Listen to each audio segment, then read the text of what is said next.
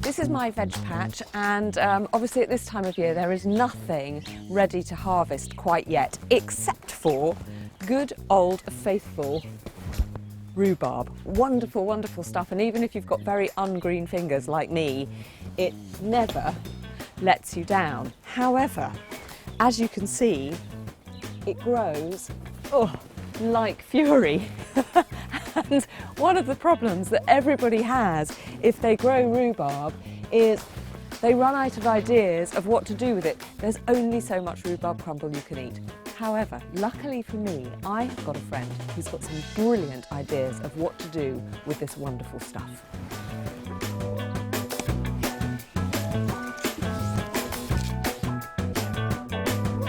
I always think chutney is quite a relaxing thing to make. You can't rush it, you just let it do its thing. People don't do a lot with rhubarb, but I think it's quite amazing. So I make a rhubarb and chilli chutney, which is just divine. Rhubarb with a bit of chilli, it's just got a nice warmth to it, but just a nice sort of heat that balances the sourness of the rhubarb. Pip's just slicing the rhubarb, which is just incredible. The vibrancy of colour is amazing, isn't it? And we'll put that in, and hopefully we'll keep some of those bits whole as well, because then you get a nice texture. And I'm just roughly dicing a red onion, but you could use a white onion, you could use spring onions, you could use leeks, whatever you've got. So it's a kilo of your lovely rhubarb, and 1 large onion, 2 medium onions, about 250 grams.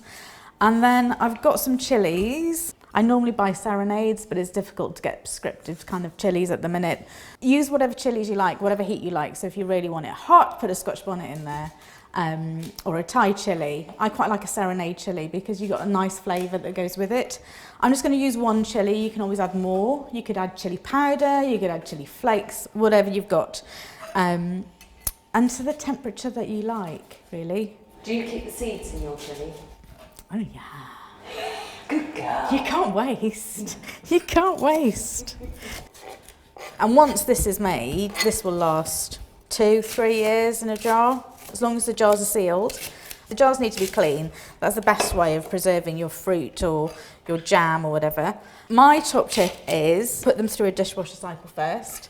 And then rinse them and just put them in the oven around about 120 degrees, so you're going to sterilise them. You put them in wet, they come out dry, you know you sterilise them. And if you put them in before you start cooking, it doesn't matter how much mess you make, your jars are sterilised and in a safe place. So it just kind of means that you're ready, and always do too many jars, because there's nothing worse than having some left and going, what am I going to do with it? And you can reuse lids. Just be careful reusing lids that have had, say, a chutney in and then putting that with a jam, because the vinegar will taint the jam. What a lovely lot of rhubarb. How are you doing? We're nearly done. I think the chilli can go in. And then we've got ginger. Just grate it. And actually using the grater will bring the skin off, but the skin is actually great. And then we'll put 130 mils of cider vinegar in. And I'll leave that there. Most chutney recipes say put the sugar in now, but I quite like it to cook for a while. So we've got rhubarb, onions, chilli, ginger, and apple cider vinegar, local apple cider vinegar. And we're just going to leave that to do its thing.